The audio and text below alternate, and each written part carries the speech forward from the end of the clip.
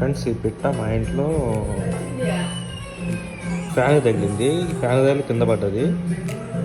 ఇంకా ఏమైందో అర్థం కావట్లేదు. బతికే ఉంది.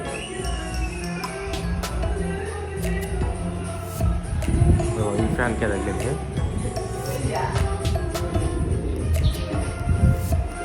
నీళ్ళు పోయాలనుకుంటా. దీని ఫ్యాన్ తగిలి చిన్నగా ఇప్పుడే కోలుకుంది.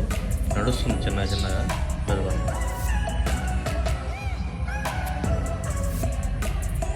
నడుస్తుంది అనమాట.